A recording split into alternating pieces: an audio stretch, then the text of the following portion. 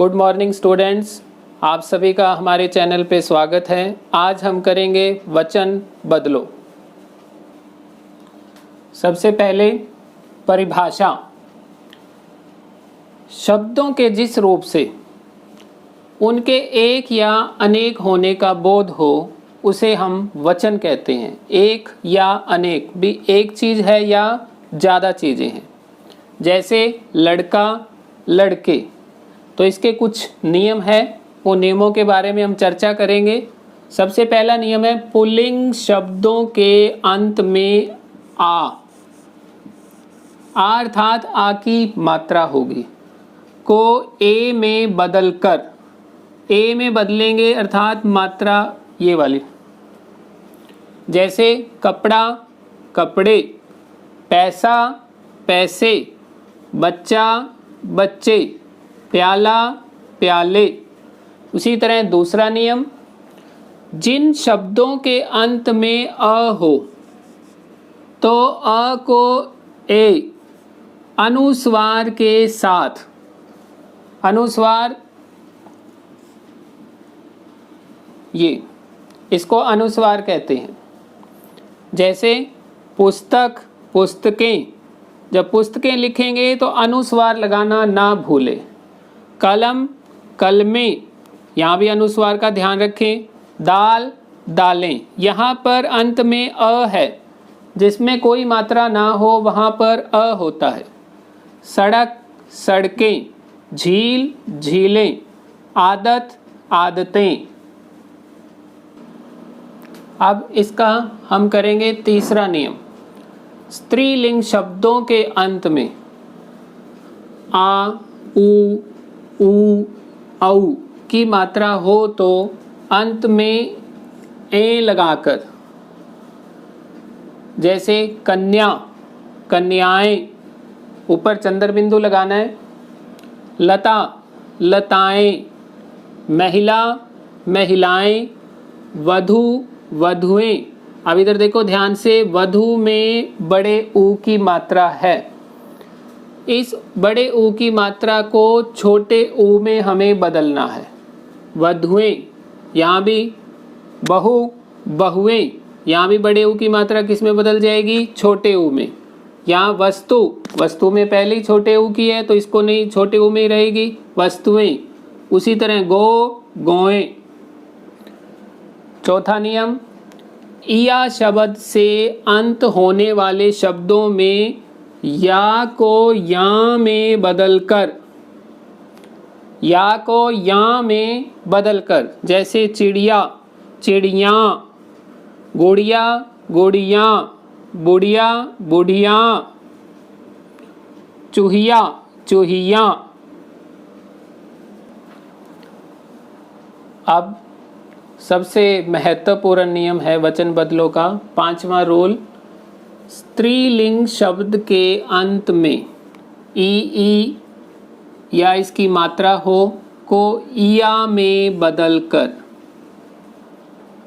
जैसे मिठाई, मिठाइयाँ।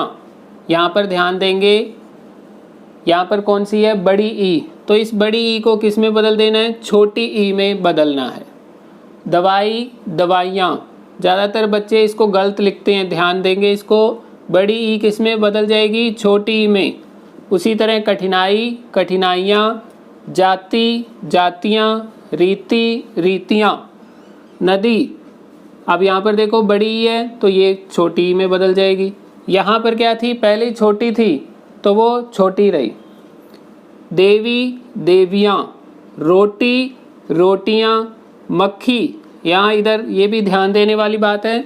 यहाँ पर देखो इसको क्या करेंगे? जो बड़ी ई है वो छोटी ई में बदलेगी, परंतु इससे आगे क्या वर्ण क्या है? आगे वाला अक्षर वर्ण आधा है, तो ये जो ई की मात्रा है वो यहाँ आ जाएगी, तो ये क्या बन जाएगी? मक्खियाँ। चक्की, चक्कियाँ, जो मात्रा यहाँ आनी थी वो यहाँ की बजाय यहाँ आ जाएगी। अब इधर इसको भी ध्यान से देखेंगे। स्त्री, स्त्रियाँ, अब ये मात्रा यहाँ आनी थी अब, परंतु ये वर्ण आधा है तो ये मात्रा इसकी बजाय कहाँ पर चली जाएगी? यहाँ पर चली गई है। सब्जी, सब्जियाँ, ये मात्रा यहाँ चली गई। सबसे लास्ट इसमें चिट्ठी, यहाँ पर देखो ये आधा वर्ण है और ये आधा हलंत लगाकर बनाया हुआ है।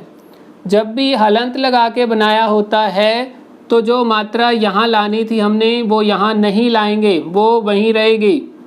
चिट्ठी, चिट्ठियाँ, ये यहाँ पर रहेगी मात्रा। तो चिट्ठियाँ शब्द ध्यान से देखेंगे।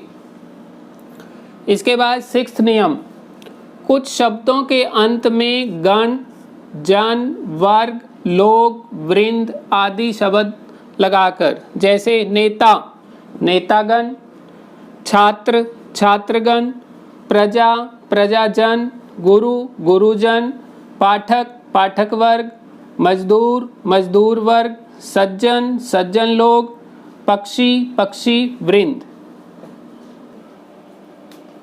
इसके बाद 7th रूल, कुछ ऐसे शब्द होते हैं जिनका वचन नहीं बदला जाता, जैसे कवि, कवि का कवि, हाथी, हाथी, साधु, साधु, वृक्ष, वृक्ष, मोर, मोर, बंदर, बंदर।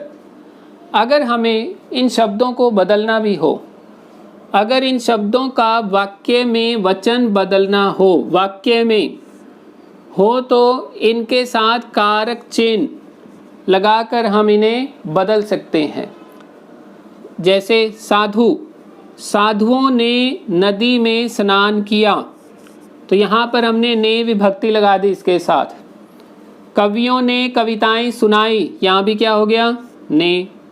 वृक्षों पर पक्षी बैठे थे। अब ये शब्द सिर्फ वाक्य में ही, सीधा नहीं लिखना हमने, वृक्ष का वृक्षों नहीं बनेगा।